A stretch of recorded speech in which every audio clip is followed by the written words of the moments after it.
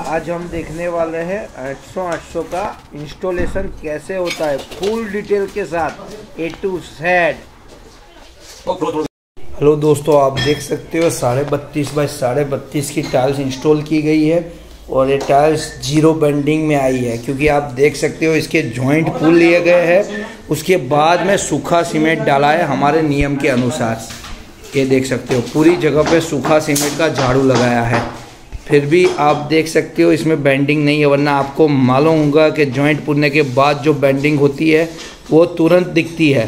तो आपको मैं दिखा रहा हूँ, जीरो बेंडिंग में टाइल्स है GX, बिल्कुल ही इसमें बेंडिंग नहीं है और हर टाइल्स बिना बेंडिंग को बैठी है। बहुत ही बढ़िया ये टाइल्स आई है, वरना ऐसी टाइल्स आती ही नहीं है।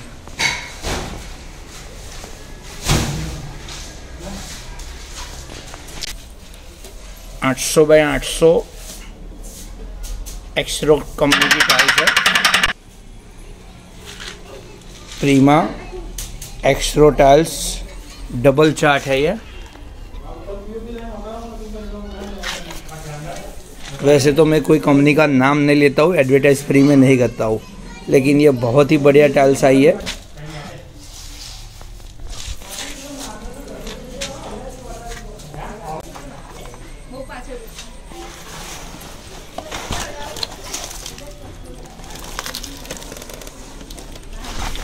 का एरो भी बहुत बढ़िया दिया गया है।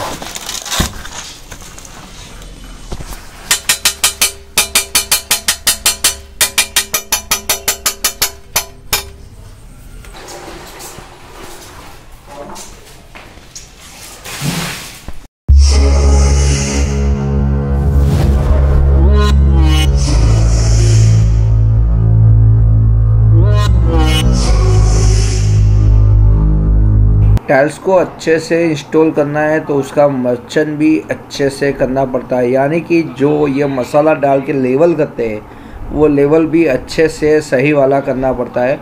अगर लेवल में गड़बड़ रहती है तो भी टाइल्स इंस्टॉलेशन में थोड़ी दिक्कत आती है। तो इस तरीके से अच्छा लेवल करना है, और अच्छा लेवल होता कैसे है आओ वीडियो में देखते हैं।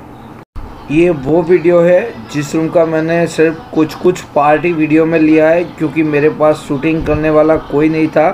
तो सिर्फ बाकी के जो रूम है जिसका मैंने इंस्टॉलेशन किया है वही मैं आपको दिखा रहा हूँ। फिर अपना जो मेन वीडियो है वो अभी कुछ देर में मैं स्टार्ट करता हूँ, लेकिन ये देखने लायक है क्योंकि इसका फिटिंग जिसका मैं वीडियो बनाया है उससे बढ़िया हुआ है।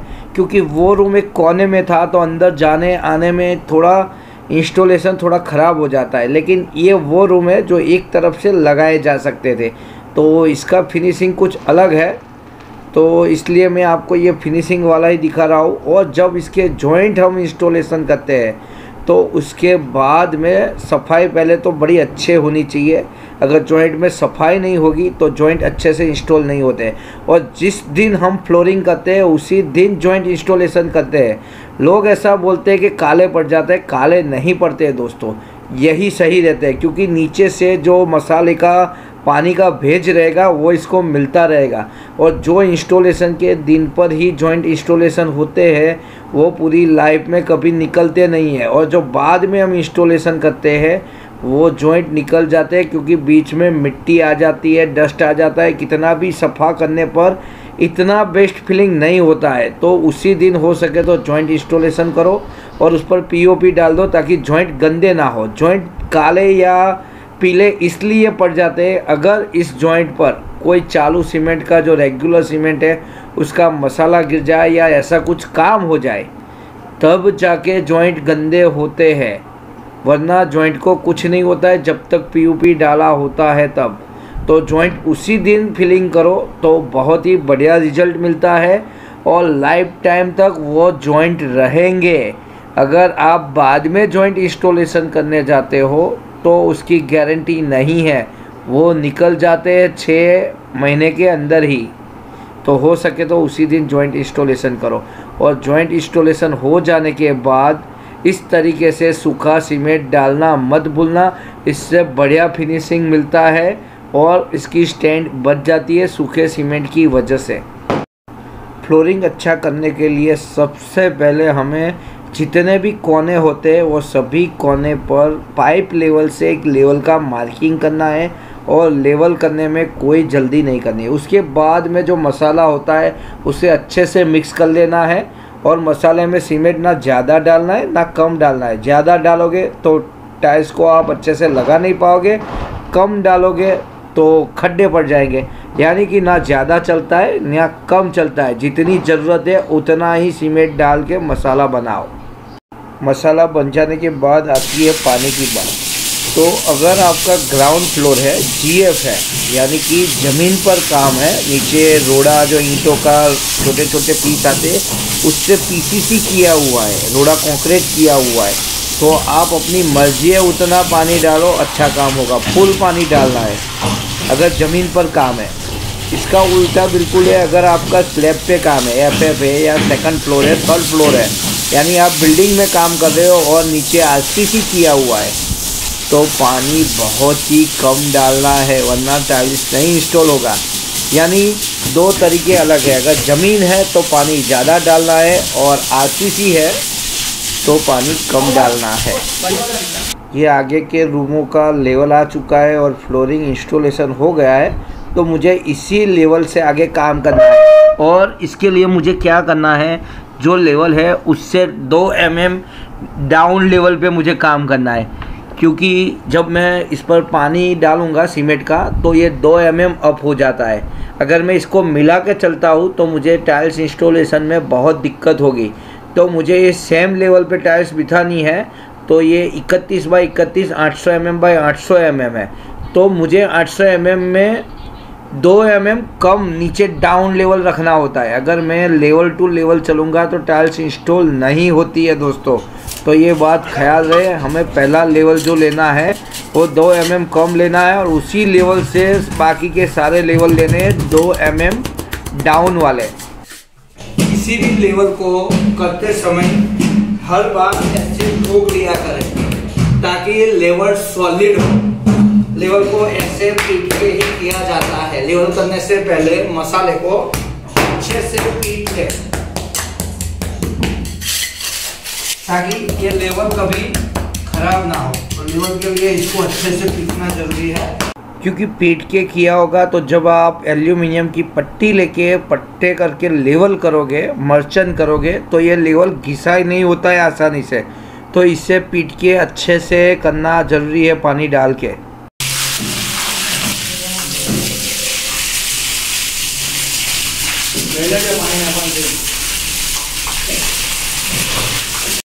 अगर आपका एक्सपीरियंस कम है तो लेवल में लगाने के लिए दीवार से इसको ऐसे लगा देते हैं, तो ये हो गया आपका लेवल।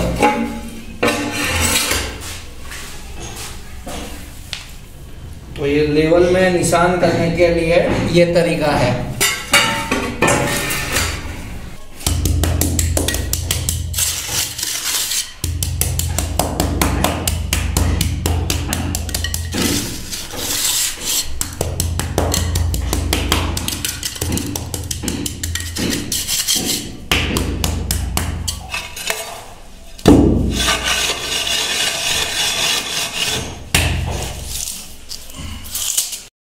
लेवलिंग करने से पहले इसकी दाल चेक करनी होती है। 2 में से जो अच्छी है वो लेनी है। अगर किसी दाल में टिक्कर है वो नहीं लेनी है, खड्डा है तो थोड़ी खड्डे वाली लेनी है। वैसे तो सही होनी चाहिए, लेकिन 1-2 mm खड्डा चलेगा, 1-2 mm का टिक्कर नहीं चलेगा। जैसे कि आप देख सकते हो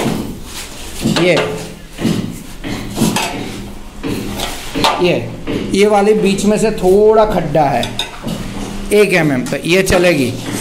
ये टिक्कर है यानी कि बीच में बम्प है, तो ये नहीं चलेगी। 1 mm भी नहीं चलेगी, तो खड्डा चलेगा, टिक्कर नहीं चलेगा। वैसे तो ये सही है, लेकिन टिक्कर मत लो, खड्डे वाला हिस्सा लो।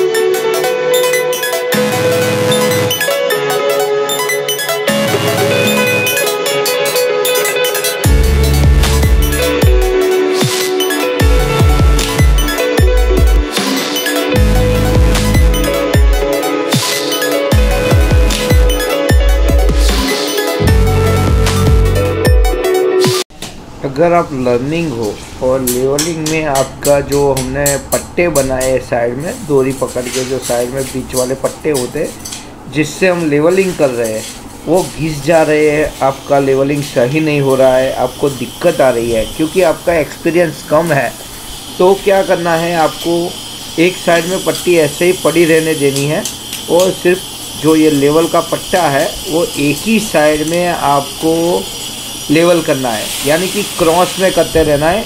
एक साइड से आधा पहले करना है, फिर दूसरे साइड में पट्टी रख के दूसरा आधा करना है, यानी दोनों एक साथ नहीं खींचने हैं, पट्टी का एक ही हिस्सा आपको खींचना है।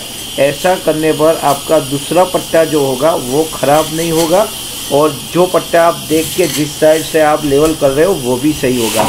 यानी बारी बारी करना है आपको, दोनों एक साथ में नहीं। देखो मैं भी थोड़ा थोड़ा तो ऐसे ही कर रहा हूँ, यानी एक हिस्सा पहले खींचना है और दूसरे वाला जो हिस्सा होता है उसे बाद में खींचना है, तो आपका जो पट्टा है वो ख़राब नहीं होगा लेवलिंग में। वरना कभी कभी क्या होता है, दूसरे वाला पट्टा ख़राब होता है। तो दोनों हिस्से एक साथ में नहीं खींचने हैं अगर आपका एक्सपीरियंस कम है तो।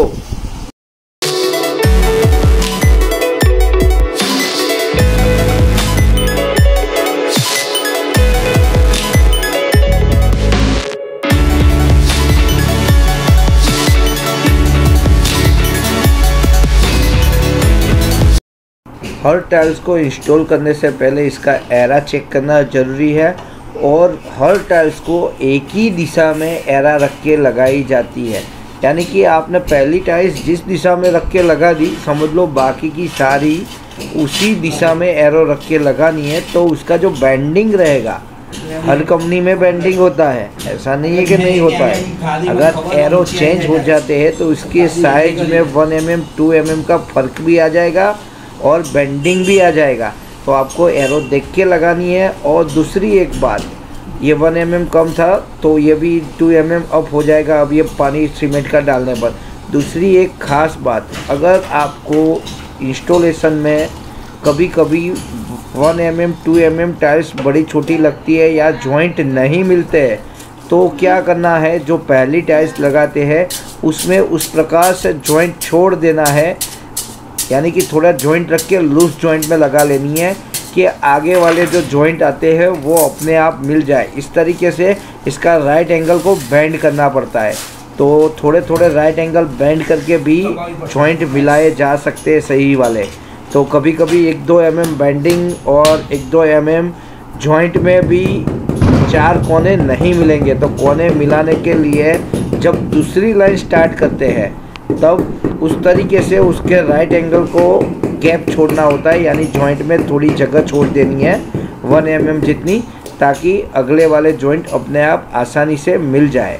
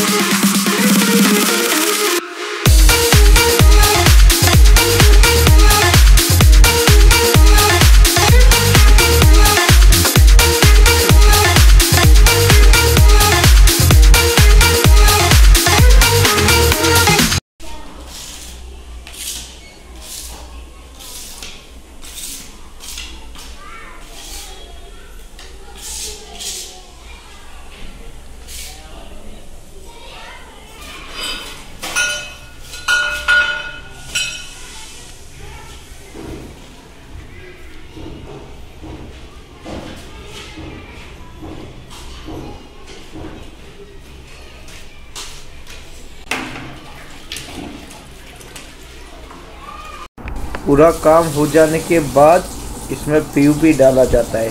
तो उसके लिए आधी 20 लीटर की डोल से ज़्यादा पानी यानी कि 11 से 12 लीटर पानी लेना है और एक बैग पूरी पीयूपी के अंदर डाल देनी है और जितना पानी निकल जाता है उतना निकलने देना है और इस तरीके से जो अंदर से एयर निकल रहा है उसको निकलने देना है। पीयूपी बनाने का सही तरीका यही है।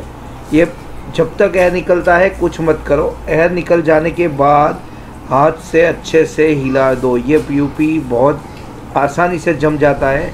इसमें पानी और पीयूपी का ये मेजरमेंट बहुत ही अच्छा है कि पानी लेके पूरी बैग डाल दो, जितना पानी ज़्यादा है अपने आप निकल जाएगा। यानी कि पानी लेने का जो एक परफेक्ट तरीका है वो जो जैसे मैंने दिखाया ऐसे करना है। यानी आपका जितना पानी ज़्यादा होगा उतना ओवरफ्लो होके अपने आप चला जाता है और 2 से 3 इंच बाल्टी में कम हो जाएगा अपने आप। तो ये सही तरीका है पीयूपी बनाने का। पीयूपी डालने से पहले सूखा सीमेंट लगा लेना है और जब तक पीयूपी रहेगा आपकी टाइल्स को कोई नुकसान नहीं होगा। और लाइक ज़रूर करना दोस्तों, वीडियो अच्छा लगा है तो आपके भाई को आपकी लाइक की बहुत ज़रूरत है। हो सके तो शेयर करो और सब्सक्राइब अभी तक नहीं किया है तो क्यों नहीं किया है, प्लीज़ सब्सक्राइब फास्ट करो, फटाफट करो, मुझे बहुत सारे सब्सक्राइबर चाहिए और लाइक तो बनता ही है दोस्तों। प्लीज़ भाई, बहुत मेहनत है, आपके एक लाइक से आपका क्या जाएगा, लेकिन आपके लाइक की वजह से मुझे बहुत फ़र्क पड़ेगा।